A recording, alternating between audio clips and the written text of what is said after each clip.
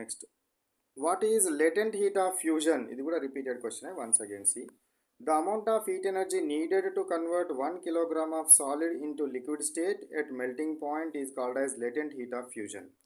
ఇప్పుడు ఐస్ ఉందనుకోండి, ఐస్ ఏమవుతుంది, వాటర్గా మారుతుంది. ఎక్కడ, 0°C దగ్గర మారుతుంది. ఇక్కడ 0°C దగ్గర మొత్తం ఐస్ వాటర్గా మారేంత వరకు ఈ టెంపరేచర్ మారదు. కానీ ఐస్ వాటర్గా మారాలంటే మాత్రం దీనికి ఎనర్జీ కావాలి, ఎనర్జీ అనేది కావాలి.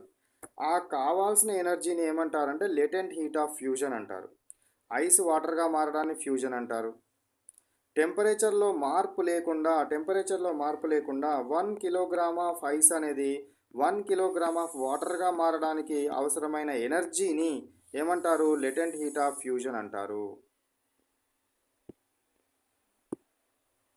Next, latent heat of vaporisation అంటే ఏంది, ఇది బాయిలింగ్ పాయింట్ దగ్గర ఉంటుంది. The amount of heat energy needed to convert 1 kilogram of liquid into vapour at its boiling point is called as latent heat of vaporisation. అంటే liquid అనేది గ్యాస్గా వెపర్గా మారాలి. ఏ temperature దగ్గరనైతే మారుతుందో ఆ టెంపరేచర్ని ఏమంటారు, బాయిలింగ్ పాయింట్ అంటారు. ఈ టెంపరేచర్ దగ్గర టెంపరేచర్లో చేంజ్ లేకుండా 1 kilogram of liquid, 1 kg of liquid, 1 kilogram of liquid, 1 kilogram of liquid, 1 kg of liquid అనేది 1 kg ఆఫ్ వెపర్గా మారడానికి అవసరమైన ఎనర్జీని ఏమంటారంటే లేటెంట్ హీట్ ఆఫ్ వెపరైజేషన్ అంటారు. ఏమంటారు, లేటెంట్ హీట్ ఆఫ్ వెపరైజేషన్ అంటారు. 173, what is volatile liquids? Low boiling liquids are easily evaporated liquids are called as what, volatile liquids. తక్కువ temperature దగ్గరనే వెపర్గా మారుతాయి. పెట్రోల్ ఉంది, ఇథైల్ ఆల్కహాల్ ఉంది, డీజిల్ ఉంది. వాటిని చేతిలో పెట్టుకుంటేనే ఏమవుతుంది, అది లిక్విడ్గా వెపర్గా మారిపోతుంది. అట్లాంటివి ఏమంటారు, వోలాటైల్ లిక్విడ్స్ అంటారు.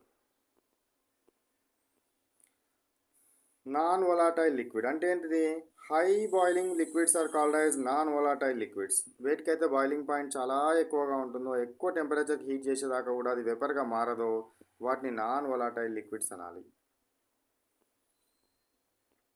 What is evaporation? చాలాసార్లు వచ్చింది. Liquid to vapour at all temperatures is called as evaporation. సముద్రాలలో కానీ చెర్లలో కానీ నీళ్ళు ఉంటాయి కదా, ఈ నీళ్ళు ఏమవుతాయి, ఎండాకాలం లోపల లేదా ఎప్పుడైనా కూడా నీరంతా ఏమవుతుంది, వేపర్ అవుతూ ఉంటుంది. వేపర్ అవుతూ ఉంటుంది. బట్టలు అనుకోని, తడి బట్టలు దండం మీద ఆరేస్తే కొద్ది టైం వరకు అలా ఏమవుతాయి, అవి పొడి బట్టలుగా మారుతాయి. అంటే అందులో ఉన్న వాటర్ అంతా ఎవాపరేట్ అవుతుంది. అట్లా లిక్విడ్ వేపర్గా మారడాన్ని ఏమంటారు అంటే ఎవాపరేషన్ అంటారు. లిక్విడ్ వేపర్గా మారడాన్ని ఏమంటారు, ఎవాపరేషన్ అనడం జరుగుతుంది.